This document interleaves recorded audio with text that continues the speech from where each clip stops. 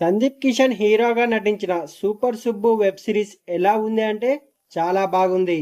ఈ web series Netflix లో streaming అవుతుంది. ఈ వెబ్ సిరీస్ యొక్క స్టోరీ ఏంటంటే, సుబ్రహ్మణ్యం అలియాస్ సుబ్బు సందీప్ కిషన్ గారు సికింద్రాబాద్ లోని ఒక గవర్నమెంట్ స్కూల్లో ల్యాబ్ అసిస్టెంట్. అయితే సందీప్ కిషన్ గారి ఫాదర్ కుకటేశ్వరరావు అలియాస్ మురళీ శర్మ గారు హెడ్ మాస్టర్ గా చేసి రిటైర్ అవుతాడు. అయితే కొన్ని రీజన్స్ వల్ల సుబ్బు ఆదిలాబాద్ లోని పల్లెటూరుకి సెక్స్ ఎడ్యుకేషన్ టీచర్ గా వెళ్లాల్సి వస్తుంది. అయితే ఈ విషయాన్ని ఇంట్లో వాళ్ళకి ఎవరికి చెప్పకుండా, పెళ్లి చేసుకోబోయే దివ్య కూడా చెప్పకుండా దాచిపెడతాడు హీరో మన సుబ్బు. అసలు సెక్స్ ఎడ్యుకేషన్ అంటే తెలియని పల్లెటూరు జనాలకి సుబ్బు ఇవన్నీ చెప్పగలిగాడా? సుబ్బు ఇంట్లో వాళ్ళకి ఇదంతా ఎప్పుడు తెలిసింది? సుబ్బుని ప్రేమించిన స్వాతి అలియాస్ మిథులా ఫాల్కర్ ఎవరు?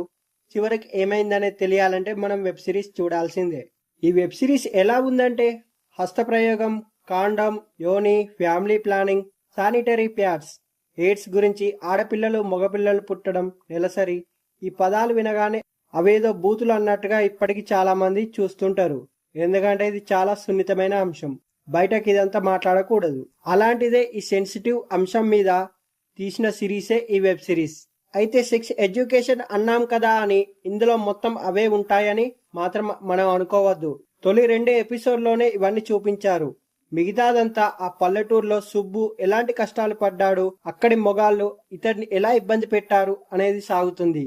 కానీ సిరీస్ ఆద్యంతం ఫుల్ కామెడీగా తీసిండు.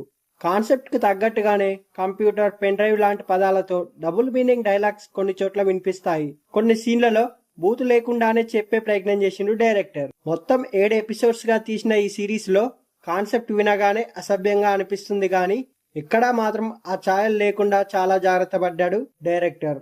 అయితే ఈ వెబ్ సిరీస్ గురించి చివరిగా చెప్పాలంటే, వెబ్ సిరీస్ మాత్రం చాలా బాగుంది.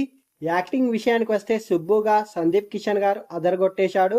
Writer and director Mallik Ram గారు సెక్స్ ఎడ్యుకేషన్ అనే టాపిక్ తీసుకున్నప్పటికీ దాన్ని లైట్ హార్టెడ్ కామెడీగా చూపించి చెప్పడంలో మాత్రం పూర్తిగా సక్సెస్ అయిండు. అసభ్యకరమైన సీన్స్ ఏమీ లేవు గాని అక్కడక్కడ డబుల్ మీనింగ్ డైలాగ్స్ వినిపిస్తాయి. ఇదంతా 18+ కంటెంట్ కాబట్టి ఒంటరిగానే చూడండి.